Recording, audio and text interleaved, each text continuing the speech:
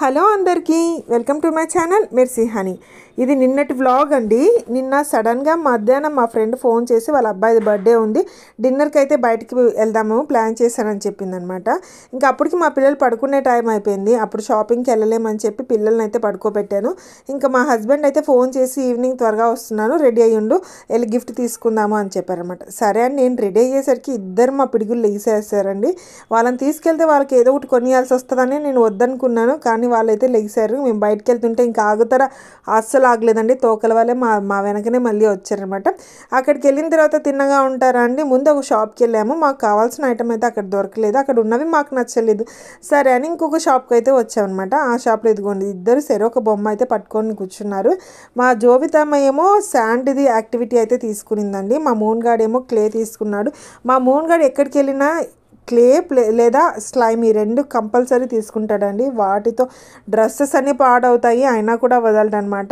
ఇంకా తనైతే క్లే తీసుకుంది. మా జోవితమ్మ అయితే ఇదిగోండి ఇది శాండ్ది అయితే తీసుకునింది అనమాట యాక్టివిటీ. ఇంకా మేము అక్కడ 2-3 ఐటమ్స్ అయితే చూసాము, కానీ నాకైతే ఫస్ట్ చూసిన ఐటమే నచ్చిందనమాట. బాస్కెట్ బాల్ది indoor outdoor with stand with ball వచ్చిందనమాట. అది భలే ఉందండి. దానికి నెట్ కూడా వచ్చింది, అంటే బాల్ అటు ఇటు పోకుండా వెంటనే తీసుకొని వేసుకోవడానికి. ఫస్ట్ ఒక పీస్ అయితే చూపించాడండి అతను, అందులో బాల్ లేదన్నాడు, బాల్ రాదన్నాడు అనమాట. కానీ దాని మీద కాటన్ బాక్స్ మీద అయితే కంటెంట్స్లో అయితే ఉంది 1 బాల్ అని చెప్పి మేము అడుగుతాను, గట్టిగా అడిగితే అప్పుడు మరీ వేరొక పీస్ తెప్పించాడు. ఆ పీస్లో అన్నీ తీసి చూపిస్తున్నాడు అనమాట. ఇలా ఉంటుందండి, ఎక్కడ సందు దొరికితే మోసం చేసేద్దామా అనే ఉంటారు వీళ్ళు. మనం జాగ్రత్తగా చూసుకుంటేనే సరిపోతుంది అనమాట. అది మరీ అంత చిన్న షాప్ కూడా కాదు, హోల్సేల్ షాప్ పెద్దదే, అక్కడ కూడా ఇలా చేస్తారని ఈసారి ఎక్స్పీరియన్స్ వచ్చింది నాకు. ఇంకా మా హస్బెండ్ కొద్దిగా హాస్పిటల్కి వెళ్ళే పని ఉండి తనైతే మమ్మల్ని అక్కడ ఉంచేసి వెళ్ళిపోయాడు అనమాట. నేనైతే వెళ్ళమని చెప్పాను, ఎందుకంటే వాళ్ళు ఇంకొక పీస్ తీసుకొచ్చేసరికి లేట్ అయింది, ప్లస్ మరీ దాన్ని గిఫ్ట్ ప్యాక్ చేయించాలి అని చెప్పేసి వచ్చేసాను. మరి గిఫ్ట్ ప్యాక్ అక్కడ కాకుండా మళ్ళీ ఒక 2-3 షాప్స్ దాటి వాళ్ళ షాప్సే అనమాట ఇంకో షాప్కి వెళ్ళాల్సి వచ్చింది. ఇంకా బాయ్కి అని చెప్తేనే ఇదిగోండి ఇలా పవర్ రేంజ్ చేస్తా ఇదేమో అంటారు, నాకైతే ఐడియా లేదు, దాంతో అయితే ప్యాక్ చేశారు. కానీ గిఫ్ట్ ప్యాకింగ్ అయితే భలే ముద్దుగా అనిపించింది.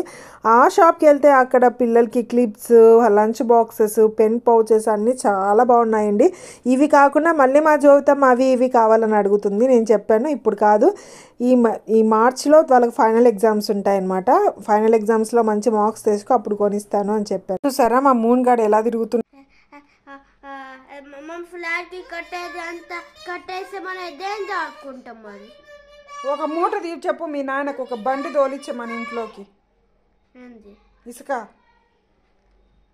ఆడ గుత్తిలో అమ్మమ్మ వాళ్ళ ఇంటి దగ్గర ఆడుకుంటా అంటే చూడు ఇసుక, అట్లాంటి ఇసుక ఆడ అబ్బర్ రూమ్లో, అక్కడ అబ్బర్ రూమ్లో వేయించుకుంటే ఆడుకో.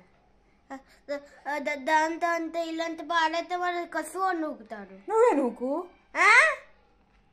చూసారా ఎలా మాట్లాడుతుందో, అస్సలు తగ్గట్లేదండి బాబు. మాటకు మాట సమాధానం ఇస్తుంది, తాను కొన్నది తాను చేసిందే కరెక్టే అంటుంది అనమాట. ఇంకా ఫైనల్గా మేమైతే ఇదిగోండి ఇలా అయితే రెడీ అయిపోయాము. ఇంకా సరే అని చెప్పి మేమైతే ఒక హోటల్ అయితే ఫిక్స్ చేసుకున్నామండి. అక్కడికి వెళ్ళి వాళ్ళు చూసారంట ఆ హోటల్ అయితే బంద్ చేసింది, ఇప్పుడు కొద్దిగా రీకన్స్ట్రక్షన్ చేస్తున్నారు అని చెప్పారనమాట. ఇంకా సరే అని రోడ్డు మీదనే డిస్కషన్ పెట్టేసేసి వేరే హోటల్కి అయితే వెళ్ళిపోయాము. అంతగా చలి లేదు కాబట్టి స్వెటర్లు కూడా వేసుకోలేదు, కానీ వచ్చేటప్పుడు చలి ఎక్కువ అవుతుందేమో అని పిల్లలకైతే స్వెటర్స్ డిక్కీలో పెట్టేసుకున్నాను అనమాట. అక్కడికి వెళ్ళిన తర్వాత ఇదిగోండి ఇక్కడ ఫిషెస్ ప్లస్ టాటాయిస్ చిన్నవి ఉంటాయి. ఇంకా పిల్లలు అయితే అక్కడికి వెళ్ళిపోయారు. ఈ అబ్బాయే బర్త్డే అబ్బాయి అనమాట.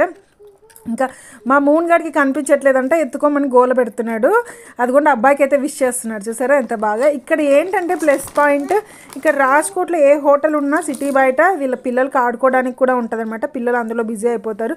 మా మూన్ గాడు అయితే రావడానికి చాలా గోల చేశాడండి బాబు. ఇంకా లోపలికి వెళ్ళంగానే ఇదిగోండి మధ్యలో ఇలా టేబుల్స్ వేసి చుట్టూరు మొత్తం బఫే సిస్టమ్ పెట్టారనమాట. వెల్కమ్ డ్రింక్స్ నుంచి పానీపూరి నుంచి last ice cream with gulab jamun వరకు అన్నీ ఉన్నాయండి. కానీ వెళ్ళి తెచ్చుకొని తిరిగి తినడమే అదే గొప్ప అనమాట. మీరు ఒక ప్లేట్ వెళ్ళి తెచ్చుకొని తిని మళ్ళీ వెళ్ళి ఇంకో ప్లేట్ తెచ్చుకునేసరికి అంత దూరం నడిచేసరికి తిన్న ప్లేట్ కూడా అరిగిపోయిద్ది అనమాట.